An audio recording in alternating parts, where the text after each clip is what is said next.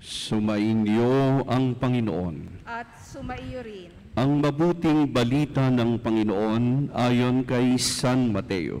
Papuri sa iyo, Panginoon.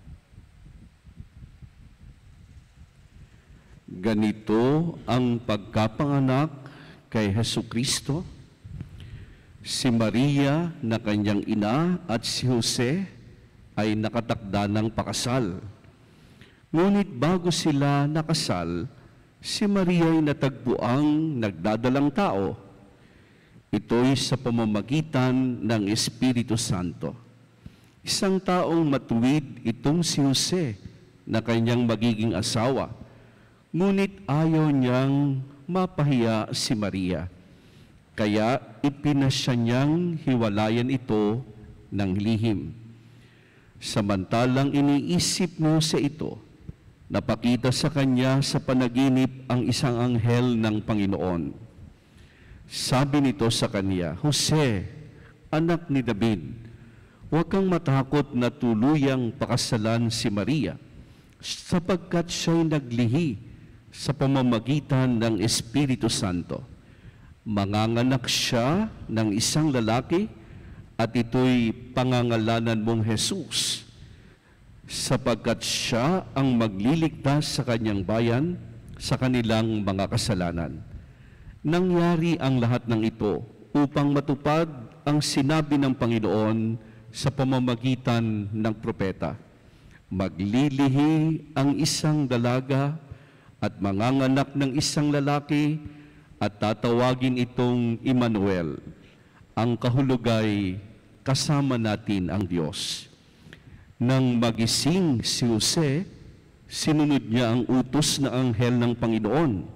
Pinakasalan niya si Maria. Ngunit hindi ginalaw ni Jose si Maria hanggang sa maipanganak nito ang isang sanggol na lalaki na pinangalanan nga niyang Jesus. Ang mabuting balita ng Panginoon. Pinupuri ka namin, Panginoong Hesukristo.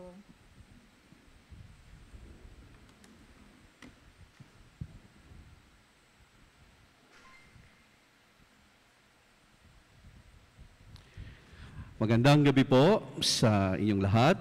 Good evening. Magandang gabi po, Father. Pakisulyapan uli ang mga katabi bilang pagbati natin. Tanguan po natin. Yan. Kahit walang salita, nagkakaintindihan tayo.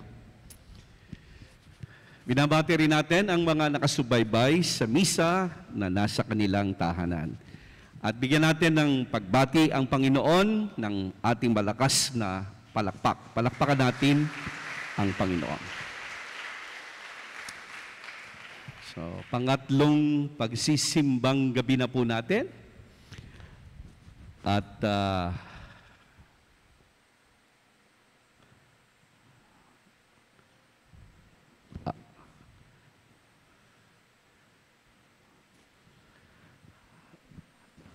ayaw gumalaw.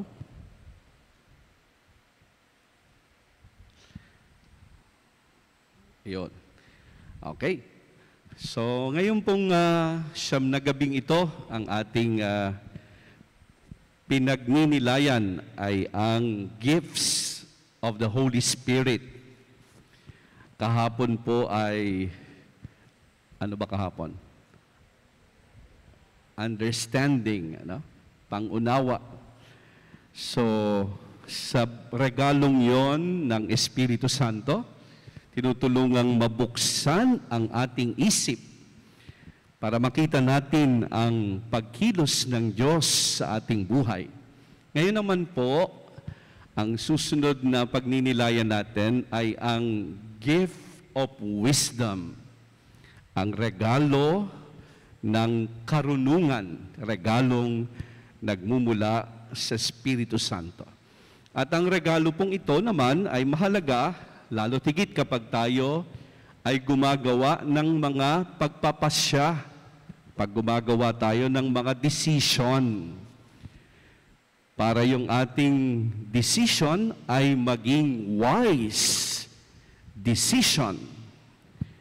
Kaya yung tanong ay, Are you wise in making decision, in your decision? Ikaw ba ay wise kapag ikaw ay nagpapasya? Ayon po sa Webster Dictionary, wisdom is a clever, shrewd course of action. Clever in the positive sense. Kasi may mga tuso pero ginagamit sa masama. Clever, madiskarte, mahusay. May lumang kwento, meron daw pong isang mama na sasakay ng tricycle. Pagdukot niya sa kanyang bulsa, ang laman lang ay 10 piso. Ang bayad sa tricycle ay 20 pesos. Sabi niya, paano ako makakasakay sa 10 piso? At alam ko na. Didiskartehan ko na lang. Maghahanap ako ng cross-eyed na driver. May diferensya ang duling. Para itong 10, pagtingin niya, 20. Para makasakay ako ng tricycle. Abat, napakaswerte nga. Paghahanap niya at pag-aabang, may dumaan na tricycle driver at cross-eyed. Kaya nung sumakay siya, nang siya'y bababa na, bayad ho. Sabi nung driver, sir, kulang ho ito. Hindi, dalawa yan. 20. At sa lumang kwentong ito, sabi doon ng driver, oo nga ho, 20. Dalawa ho kayo, dapat ho 40. Luma na. Pasensya na po, wala nang makuhang magandang kwento si Father. May mga tuso, matalino, pero ginagamit sa mali. Para ngayon, yung nangyari sa BDO, may mga matatalinong tao, pero ginagamit yung talino sa mali. Kinukuha yung deposito ng hindi naman kanila, gamit ang internet. Grabing galing, pero clever, shrewd, pero in the negative sense. Pero ngayon, ang wisdom daw is a clever, shrewd course of action, mahusay na pagpapasya. Wisdom is about choosing what course of action that we must take in a particular situation. Lagi po tayo nakaharap sa iba't ibang klase ng pagpapasya. Laging tanong natin, ano ba ang dapat kong gawin? Ano ba ang dapat kong gawin? Ito bang gagawin ko'y tama? At minsan, naharap din tayo sa mga mabibigat na pagpapasya. Kaya kailangan natin ng wisdom sa pagpapasya sa iba't ibang mga sitwasyon na haharap tayo sa buhay. So bago natin i-develop yung topic, susubukan ko muna kayo kung kayo ba ay wise. Ito bang sitwasyong ito ay wise o unwise? Yan. Unang situation. Sasabihin nyo pag wise, pag unwise. Ayan. Ready na po ba kayo? Araso? Parang mamaya pa yata yung Korean natin. Okay. May 3 kang anak na lalaki. Ang panganay ang pinakamatalino at pinakagwapo. Alam mong itong panganay na ito ang may kakayanang magpatuloy ng negosyong sinimulan mo. Pero nagsabi sa iyo yung panganay, napapasok daw siya ng seminaryo para magpari. Hindi mo pinayagan dahil siya ay ang pinakamatalino at pinakagwapo sa mga anak mo. Hindi mo siya pinayagan kasi gusto mo siyang, yung ginawa bang yun? Wise or unwise? Ano pong sagot nyo? Ganyan? Hindi natin dapat yung gusto natin, kundi siyempre tutulungan natin yung anak natin magpasya kung ano ang gusto niya, kaya matalino man o hindi. Punta tayo sa pangalawang situation. May 3 kang anak na lalaki. Ang bunso ang pinakahuli kung pag-uusapan ang academic achievements. Nagsabi ang bunso mo na gusto niyang magdoktor. Hindi ka pumayag kasi kilala mo ang kanyang academic intellectual capacity. Kaya sinabi mo sa kanya, anak, magpari ka na lang. Ano ba to? Wise o unwise? Bakit pagpari kailangan yung pangit at saka yung hindi matalino? Parang hindi maganda yata itong sitwasyon ni Father gayon na. Dati po kasi pag may kaisipan, pag gwapo, yan, doktor, attorney, engineer. Pag hindi matalino, magpari ka na lang anak. Para ang pagpapari mga latak. Masakit yata sa amin yun. Punta tayo sa pangatlong sitwasyon. Kababayan mo at kaklase ang isang kandidato. Alam mo naman ang kalokohang ginawa niya, ang pandarambong sa kaba ng bayan, pagpaslang sa mga kalaban niya sa politika, at hindi pa siya naniniwala sa Diyos at nagpapayaman lang sa pwesto. Pero binoto mo pa rin. Ano ba to? Wise o unwise? Anong sagot niyo po? Baka naman ganyan kayo ng ganyan, pagbutuhan na. Dahil kababayan nyo, dahil kakilala nyo, kahit hindi naman dapat ay maging wise. Siyempre, yung challenging situation ng ating tanong, Ayan. Nakita mo si Father na malungkot at matamlay habang papalapit ang Pasko. Kaya ganito ang ginawa mo. Number 1, pinagdasal mo na lang at sinabi mo sa iyong dasal, sana maging masaya si Father. Pangalawa, nilapitan mo siya. Sinabi mo, Father, papasko ko sa inyo. Sabay abot ng regalo. At pangatlo, ipinagdasal mo, inabutan mo pa ng regalo. Dito po sa 3, alin po ba dyan ang wise lang? Alin ang very wise? At alin ang perfectly wise?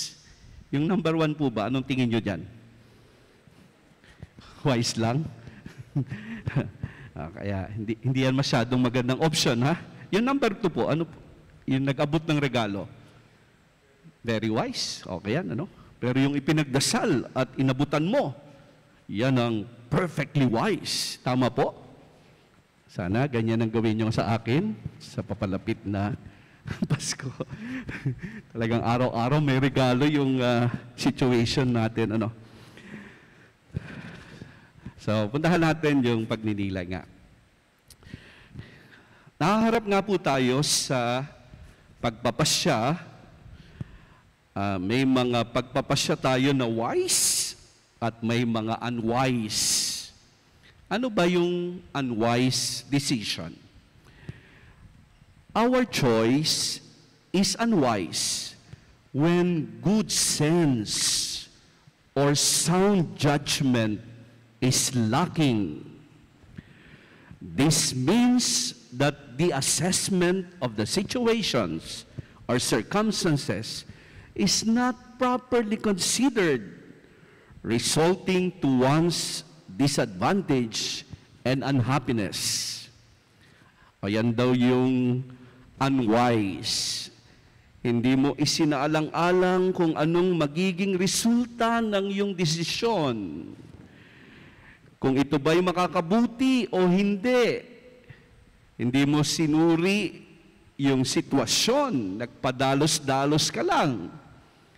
Ang tawag diyan ay unwise decision. So minsan nga po, ang mga pagpapasya nating ginagawa sa buhay ay hindi wise, unwise.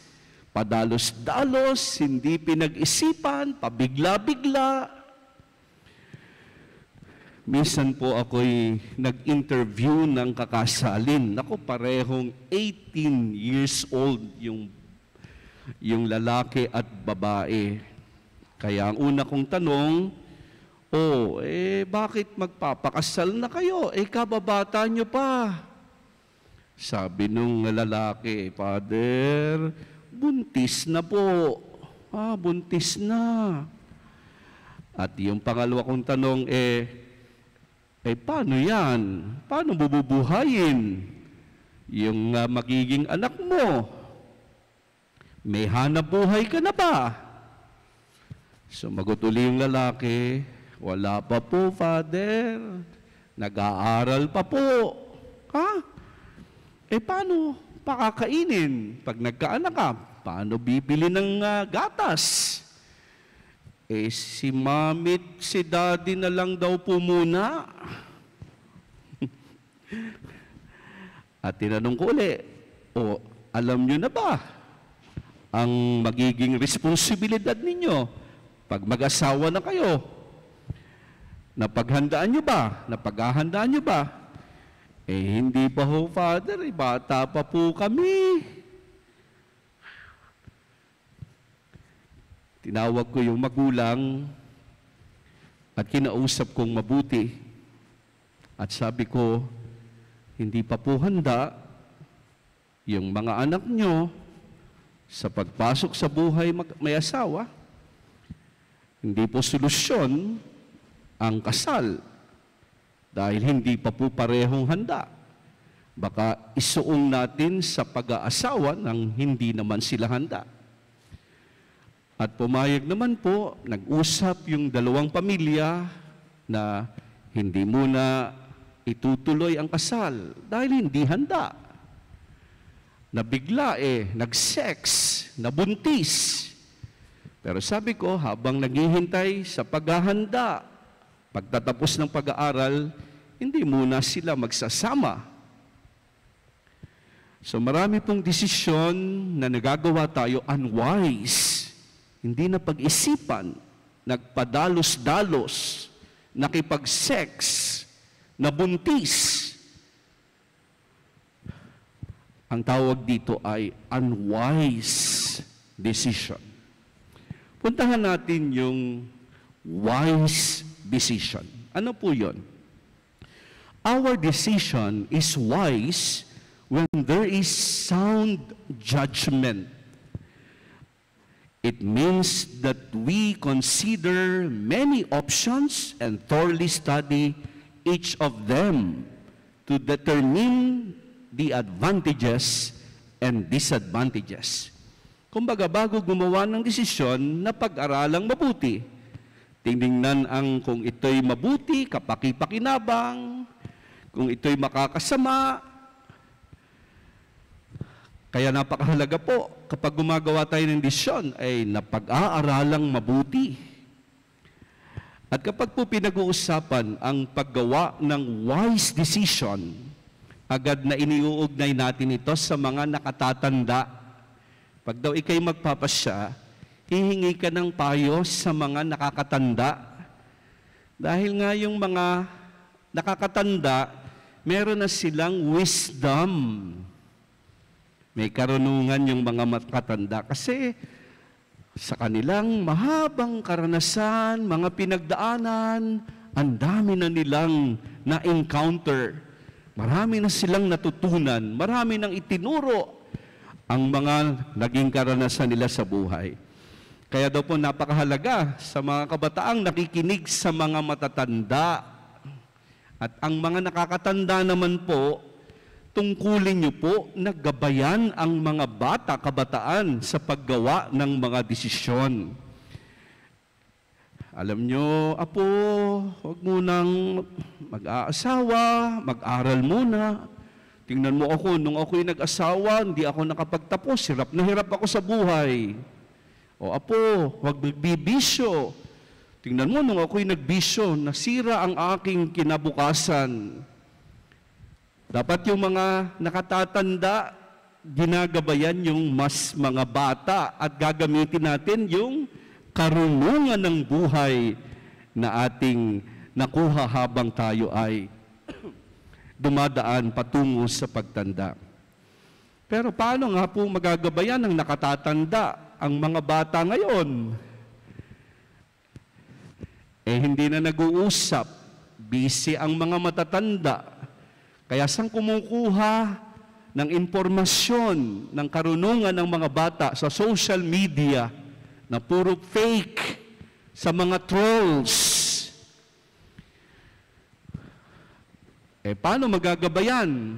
Yung mga matatanda naman, walang pinagkatandaan. Ibig sabihin ay matanda na isip bata pa rin. Kaya napakahalaga na habang tayo'y nakakaedad, yumayaman tayo sa karunungan. At ang karunungang ating nakuha sa buhay, ginagamit natin para gabayan ang mga mas nakakabata sa atin. Amen. Palakpakan muna natin ng malakas ang ating Panginoon. Yan po yung wise decision. Pero lalagyan natin ng pangatlo. Ang pangatlo ay yung regalo na ipinapaliwanag natin ngayon. Decision with the gift of wisdom. Sabi ni Pope Francis, if we listen to the Holy Spirit, He endows us with wisdom, which is seeing with God's eyes, hearing with God's ears, loving with God's heart, directing things with God's judgment. Ito yung decision with the gift of wisdom. Kapag daw bukas tayo sa Espiritu Santo, ituturo niya sa atin na makita natin ang dapat nating gawin gamit ang mata ng Diyos. Marinig natin kung ano ang dapat na dapat mapakinggan gamit ang tenga ng Diyos. Kumilos tayo gamit ang puso ng Diyos para makapagpasya tayo ayon sa gusto ng Diyos. Pag ganyan ka magpasya ayon sa gusto ng Diyos, ibig sabihin, hinahayaan mo at binubukas mo ang sarili mo sa gift of wisdom. Pagpapasya sang-ayon sa nais ng Diyos. Yan ang paggalahon ng gift of wisdom sa buhay natin. Kaya lalagyan ko po ng distinction. Meron tayong tinatawag na wisdom of the mind.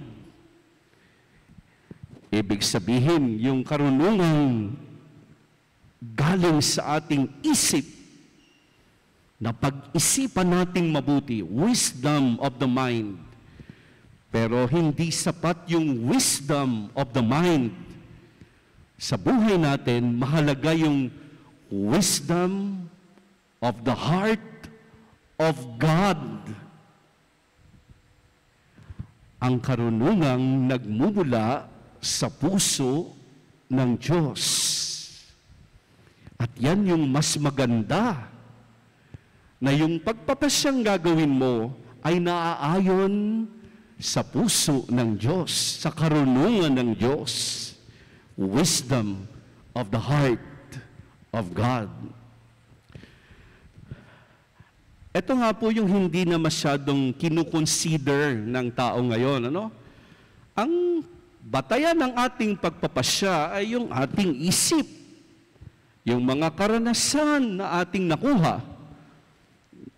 Na ngayon, yun ang pamantayan natin ang pagpapasya. Yung mga tao ngayon, hindi na kinukonsider yung wisdom of the heart of God. May sumikat pong slogan sa Amerika na ito'y 1800 pa. Pero sumikat uli noong 1900. Yun pong slogan na, "What would Jesus do?" na may acronym na WWJD.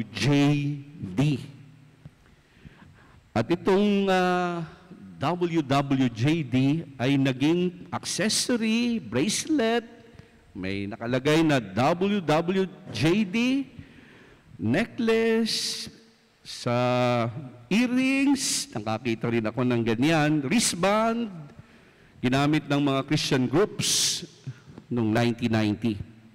Naging popular ito dahil nga naman parang hinahamon ka. Kung si Jesus ang gagawa ng ginagawa mo, paano kaya niya gagawin yan? Kaya nagsilbing hamon itong WWJD.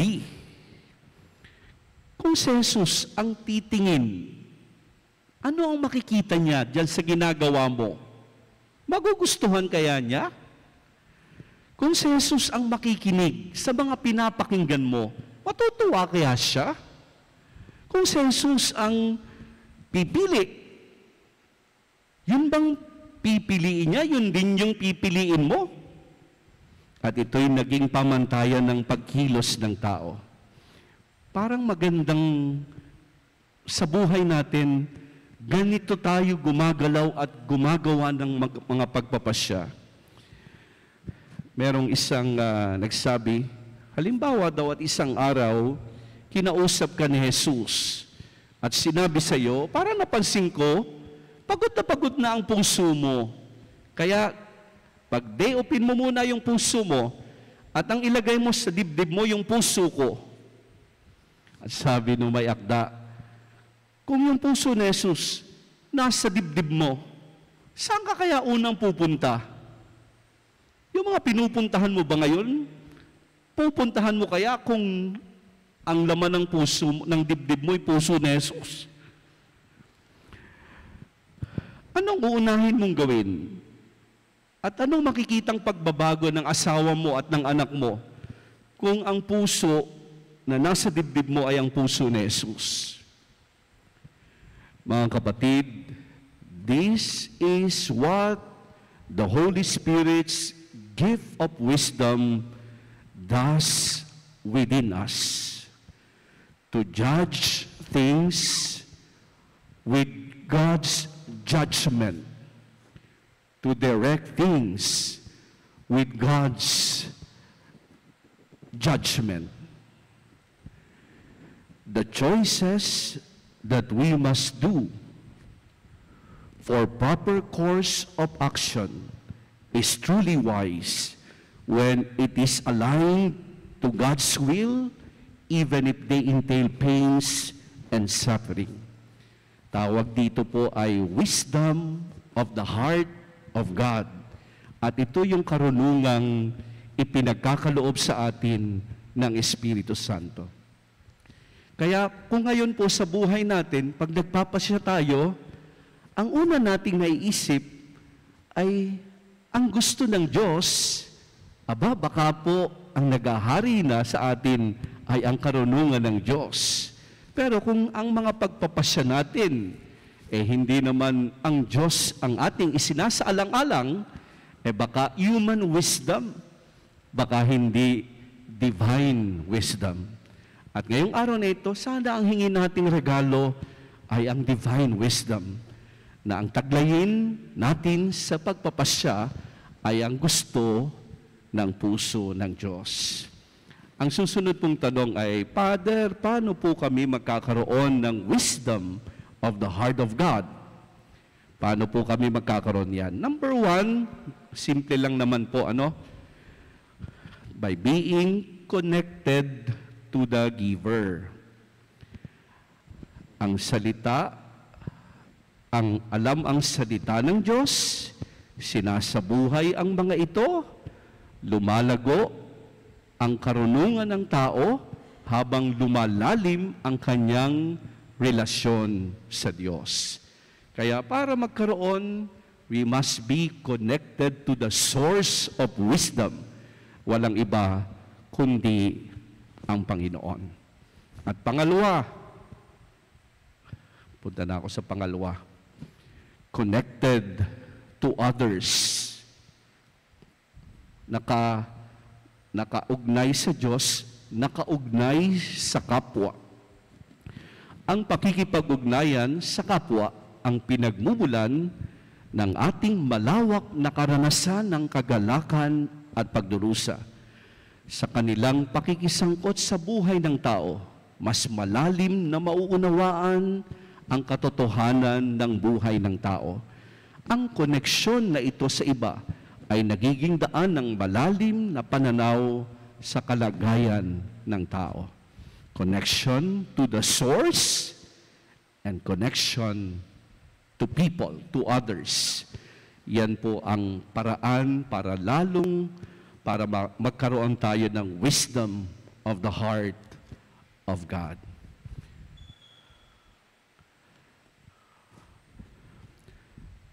Isang totoong kwento po ng isang nakakilala ko dati. Matagal na namang nangyari ito. Siya po ay nasa isang malaking construction company na noon ang mga kliyente nila ay ang mga prinsipe ng Brunei. Kaya ang laki ng kanilang negosyo ng construction. Nagtatayo ng mga palasyo noon sa Brunei. Pero may kasama po yung kontrata. Sila ang parang nagiging middleman para sa high-end prostitution. Nabalita ito dati. Mga artista na nagiging sex worker sa Brunei. At nagulat ako, yung kanilang kumpanya pala ang nagpa-facilitate ng prostitution na yon. At ang kapalit nga, malaking kontrata sa Brunei. Palasimba po siya. Kaya yung tanong ay, tama ba yung aking ginagawa?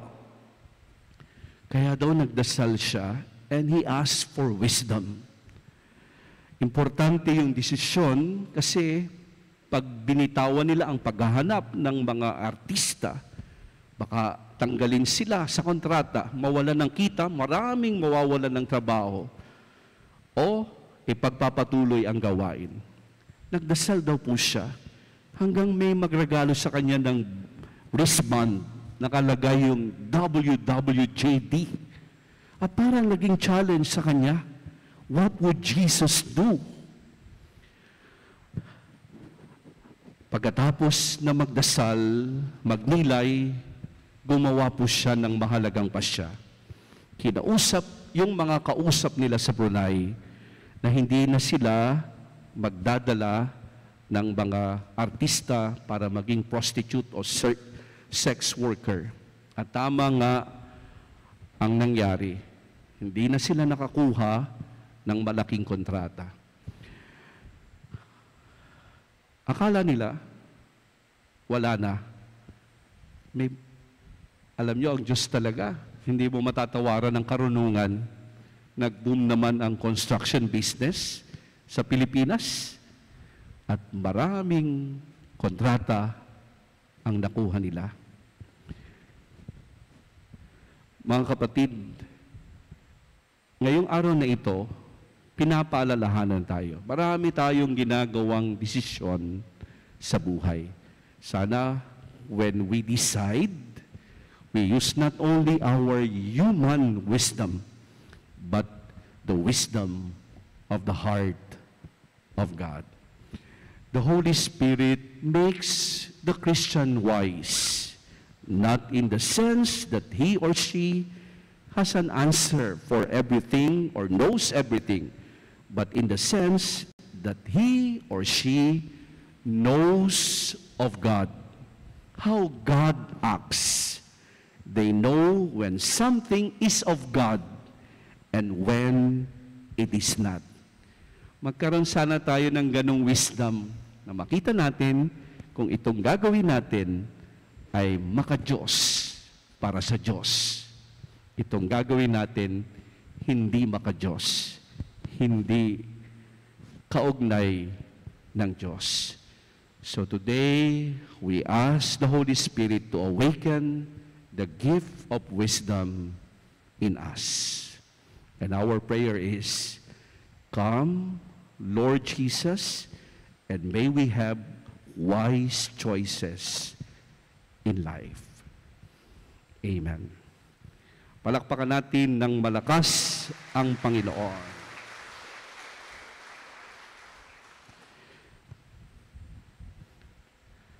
Ano yung sa'yo?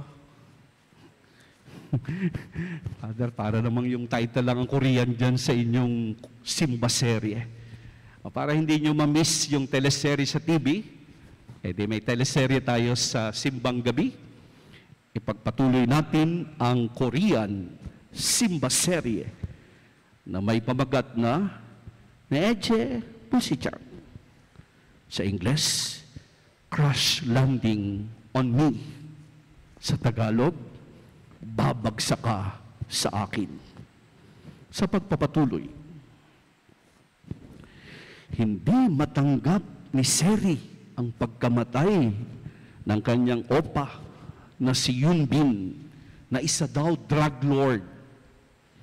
Sa katahimikan may narinig siya sa TV, flash report, flash report, nahuli na ang kasama ng drug lord na si Yoon Bin at siya ngayon nasa kustudiya ng mga pulis.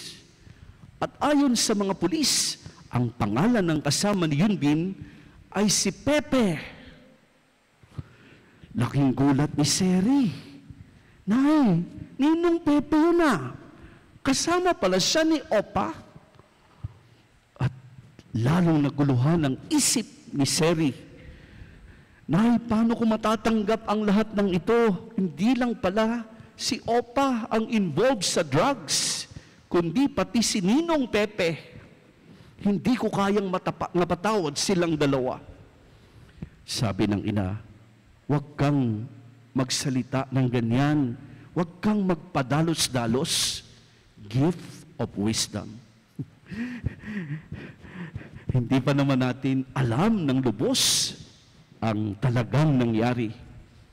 Tumakbong humahagulhol na papalabas ng bahay si Seri. Ayoko na, gulong-gulo na ako. Anak, saan ka pupunta? Ang pahabol na tanong ng ina, ngunit tuloy-tuloy itong tumakbo papalayo sa kanilang bahay. Hinabol siya ng ina. Saan pupunta si Seri? Sino ang hihinga niya ng payo? Abangan bukas ang pagpapatuloy ng ating Korean Simba serie na may pamagat na Neje Pusichan. Araso? Okay. Araso? Tumayo na po tayo.